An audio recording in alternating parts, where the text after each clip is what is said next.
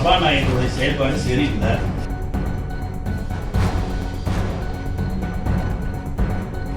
சட்டமன்றம் ஒரு சபாநாயகருக்கு கீழே சரியா நடக்கணும். சட்டப்பேரவை செயலாளர் சாரு இப்ப என்ன ஒரு மனு கொடுக்குவாங்க, மனு முடிச்சு இது பேசிக்கல படிக்க கூட இல்லை. சபாநாயகருடைய செயல்பாடு சரியில்லை. கொடுப்போம். நீங்க இது மேல நடவடிக்கை எடுத்து இது பதில் சொல்லணும்.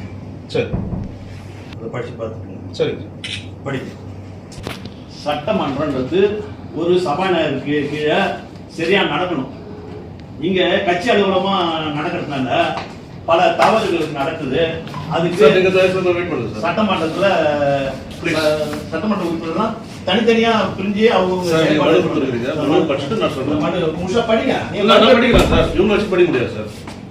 அப்படிங்களா? ஆமா சார். ஐயோ, அவ்வளவு வாண்டுல அதிகம் உங்களுக்கு ஆயிடுச்சு. கிடையாது. சட்டமன்ற உறுப்பினர் பேசுறது பேச பாக்குறது.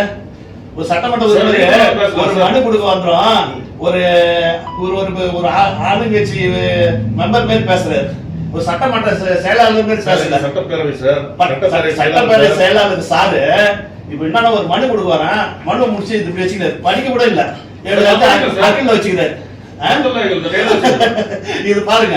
அப்ப இங்க நீதி நிலையாட்டப்படுமா, இங்க சட்டமன்ற உறுப்பினருக்கு உண்டான உரிமை நிலையாட்டப்படுமா, இல்ல பறிக்கப்படுமான்றது எனக்கு தெரியல. ரொம்ப நன்றி சார், உங்ககிட்ட மனு கொடுத்துக்கிறேன். அந்த மனுவை பரிசீலனை பண்ணி இது சட்டபூர்வமா நடவடிக்கணும். ஒரு சபாநாயகருக்கு என்ன அதிகாரம் இருக்குதோ அந்த அதிகாரத்தை மீறக்கூடாது. ஆனா அதிகாரத்தை மீறி ரொம்ப செயல்பாடு அதிகமா இருக்கிறதுனால உங்க வாயில அதை தெரியப்படுத்துறேன். சட்டபூர்வமான நடவடிக்கைக்கு நாங்க போவோம். சரி. ஆனா நடுநிலை இருக்க வேண்டிய நீங்க இதை வாங்கி ரொம்ப படிக்கூட இல்லை என்கிட்ட. பாக்கல சார், நான் படிக்கிறேன் சார். இவங்க பிரச்சனை படிக்க முடியாது. ஐயா, ஒரு மனு கொடுத்தா வாங்கணும் சார். நான் வாங்கிட்டேன். வாங்கிட்டீங்களா? வாங்கிட்டே படிச்சு வைப்பாங்க சார். நான் படிக்கிறேன் சார். வைக்கணும். நான் உங்களுக்கு வைக்கணும். அவங்க இங்க இருந்து போன பிறகு நான் படிக்கிறேன். அப்படிங்களா? சரி, வாழ்த்துக்கள். எஸ்டிமேட் கமிட்டிக்கு நாசிம் அண்ணன் சேர்மன் இருக்கிறாரு. அட்வான்ஸ் கமிட்டிக்கு கேஎஸ்பி ரமேஷ் சகோதரர் அவரு சேர்மன் இருக்கிறாரு. ஏற்கனவே தெரியும், நான் அட்வான்ஸ் கமிட்டி சேர்மனா இருந்தேன். கமிட்டி எல்லாம் அவர் செயல்படவே விடுறது கிடையாது. இவர் தலைமையில தான் கூட்டணும், இல்லாட்டா நீ யாரும் கூட்டக்கூடாது, இவரோட அனுமதி இல்லாத கூட்டக்கூடாது. அப்ப ஒரு முந்தா நேரத்து கூட நம்ம திங்கக்கிழமை ஏனத்துல ஒரு இந்த கமிட்டி நடந்துச்சு, அட்வான்ஸ் கமிட்டி. அது என்னன்னா ஒரு முக்கியமான நடந்த தவறோ இல்ல அந்த பணத்தை எப்படி செலவு பண்ணாங்க அப்படின்றத அந்த கமிட்டி ஆய்வு பண்ணி கமிட்டி மூலியமா அதை மக்களுக்கு சரியான நேரத்துல அந்த பணம் எல்லாம் செலவு பண்ணப்பட்டுதா, அதுக்குள்ள குறைகள் நிறைகளை பத்தி விவாதிச்சு அப்புறம் தான் சட்டமன்றத்துக்கு கொண்டாந்து வச்சு அதுக்கு மூலியமா தான் அந்த அதிகாரிகிட்ட சமர்ப்பிச்சு இதை யூசி வாங்கி மத்திய அரசுக்கு அனுப்பணும். இதை சும்மா ஃபார்மாலிட்டிக்கு நடத்திட்டு இவரே தலைமை ஏற்று சரி பேராகிராஃப் முடிஞ்சு போச்சு, நீங்க முடிச்சிங்க. இது எவ்வளவு அதிகாரத்துக்கு தெரியுங்களா? இத மாதிரி ஆமா. இப்ப நான் சட்டசபை செயலாளர்கிட்ட இது ஒரு கன்ஸ்டியூஷன் கமிட்டினா நான் ஒரு துறையையும் குறிச்சு நான் எழுதுவேன். எழுதி இவர்கிட்ட இந்த அடுத்த வாரம் கூட்டுங்க கமிட்டின்னு. அதுக்கு சபாநாயகர் அனுமதி தரல அப்படின்னு ஒரே வரியில அவர் சொல்லுவார். அப்ப இது மாதிரி செயல்படாத கமிட்டிக்கு நான் சேர்மனா இருக்கிறது எதுக்குன்னு சொல்லிட்டு சிஎம் கிட்ட நான் லெட்டர் கொடுத்தேன்.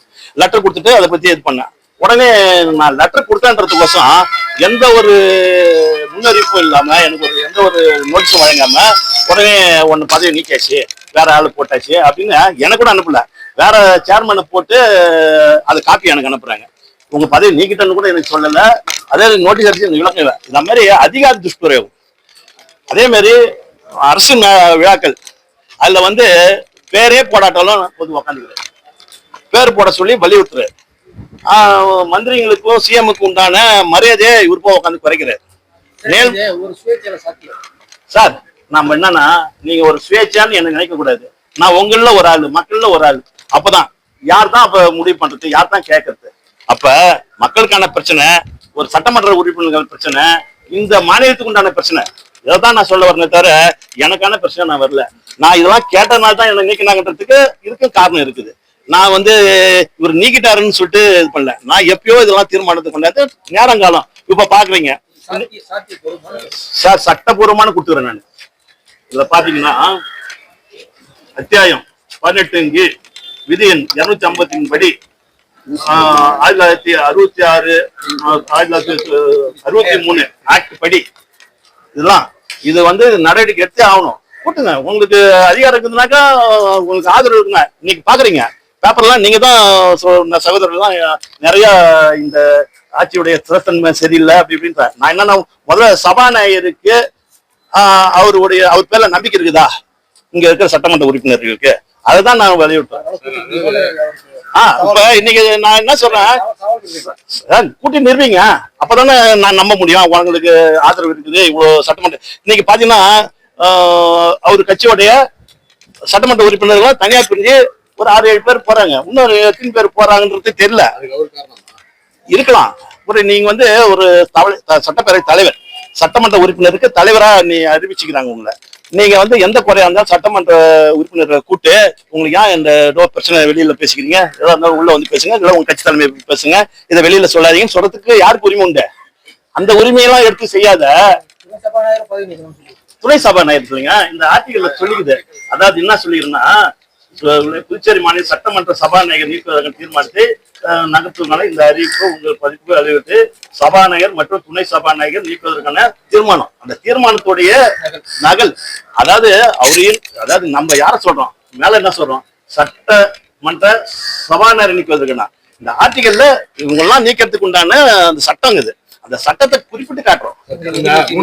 கடந்த 3 ஆண்டு காலமாகவே எதிர்கட்சிகள் தொடர்ந்து இவர்கள் வந்து கட்சி நிகழ்ச்சிகளை கலந்து. ஆமா ஆமா, அப்பெல்லாம் நீங்க சொல்லி அப்ப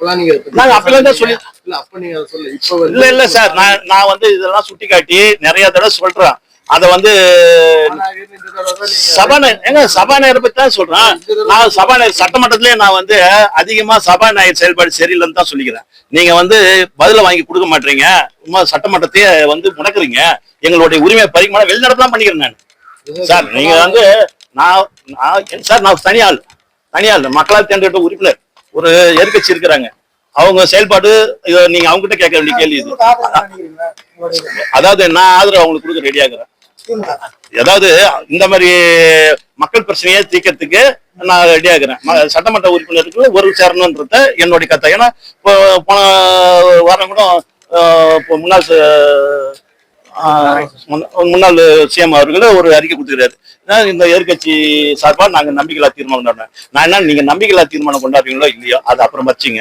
நீங்க சபாநாயகர் மேல இவ்வளவு அலிகேஷன் நீங்க தான் சொல்லிடுறீங்க. அவருக்கும் பல கட்சி வந்து சபாநாயகர் மேல அலிகேஷன் சொல்றாங்க, சட்டவிரோத நடவடிக்கைகள் ஈடுபடுறாரு, எல்லாத்தையும் அவர் தலையிடுறாருன்னு.